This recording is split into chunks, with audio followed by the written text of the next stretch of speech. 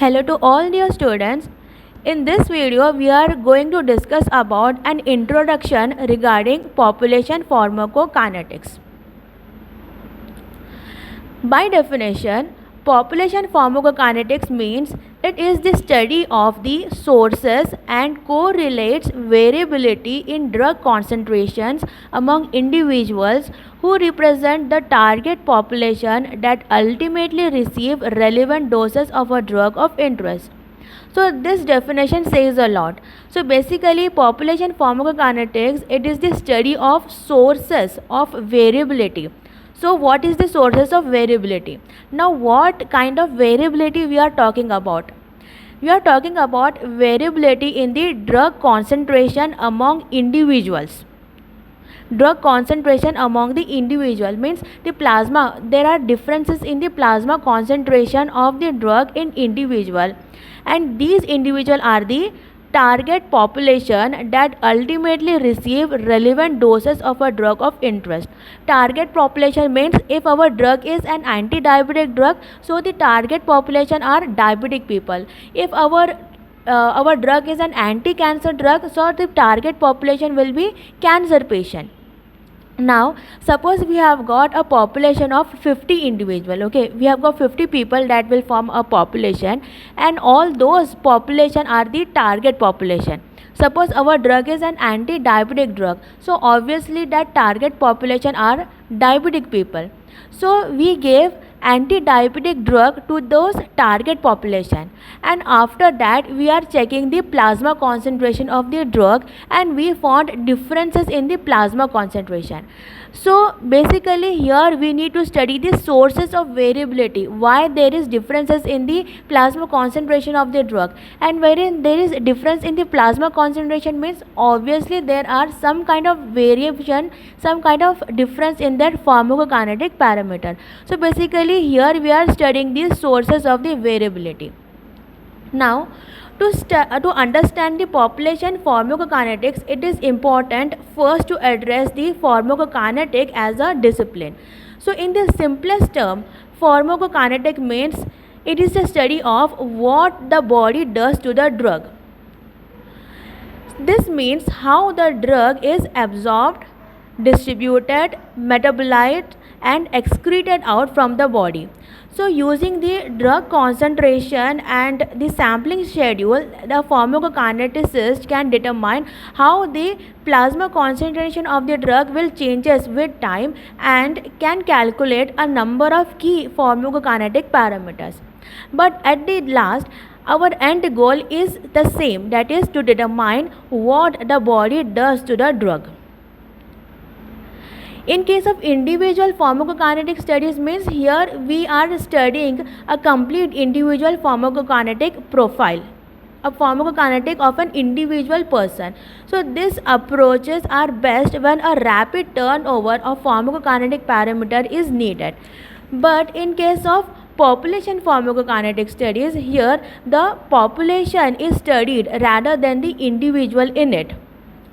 In population pharmacokinetic modeling approaches, it mainly rely on the concentration time data from multiple individuals and often utilize pooled data from more than one study. Now in case of traditional pharmacokinetics, three important points that you should remember is, first of all, the volunteers. Regarding volunteers, all the volunteers are healthy. Second important point that you should know is the volunteers selected for the traditional pharmacokinetic studies have got minimal inter-individual variability. And the third point in relation to traditional pharmacokinetic studies are here multiple sampling are taken at fixed time duration. Okay, so what are the 3 points? First point is healthy volunteers. Second point, the volunteers have got minimal inter-individual variability. Third point is multiple sampling are taken at fixed time duration. Now in contrast to this, in case of population pharmacokinetic studies, here it is conducted on a large and integrated study size, and the volunteers selected are actually the target population. Like if you are studying the pharmacokinetics of a drug which is a cardiovascular drug, next for this the volunteer is selected is actually suffering from some kind of cardiovascular problem. Suppose the pharmacokinetics of a drug which is a kind of hepatoprotective drug is there. So for studying the pharmacokinetic of a hepatoprotective drug, we are selecting a volunteer who is actually suffering some kind of liver problem. So often population pharmacokinetic studies is done in the target population, but in case of traditional pharmacokinetic studies, healthy individuals are being selected. Next, regarding inter-individual variability, as I have told you that in case of traditional pharmacokinetic studies, the volunteers who selected have got a minimal inter-individual variability. Means the volunteer over here selected are of almost same features, like all are healthy, all are of same age group, of same country, and so on and so forth. But in case of population pharmacokinetic studies, here the volunteers selected are different from one another. Like some may be adult, some volunteers are of old age, some may be suffering from some other diseases also, and are of belonging to different countries and like that. Next, third point is, in case of traditional pharmacokinetic studies, I told that here multiple sampling are being taken at fixed time duration. But in case of population pharmacokinetic studies, sparse sampling is done. Now with an example, you will get to know about what is meant by sparse sampling and what is like inter-individual variability. Now suppose there is a drug A, we need to study the population pharmacokinetics of drug A. Suppose this drug A is a kind of antihypertensive drug. So our all the individuals are suffering from hypertension. Just have a look on our volunteers. Suppose there is a hospital in India, and here we have this hospital have prescribed drug A to an adult male.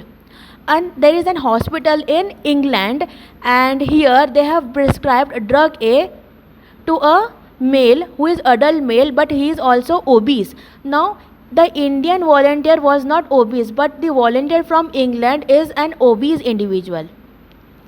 A hospital in Iran have prescribed drug A to an old age female. Now see, old age means here some changes in the pharmacokinetics will be occurring. Now apart from this old age, with age various age related disease also occur, like some kind of cardiovascular disease old, or some bones problem will be there. So many differences will be there as compared to old age or an adult person. Now there is a hospital in Australia, they have prescribed drug A to a small girl. See, even a small kids have got different pharmacokinetic profile as compared to adult or an old age people.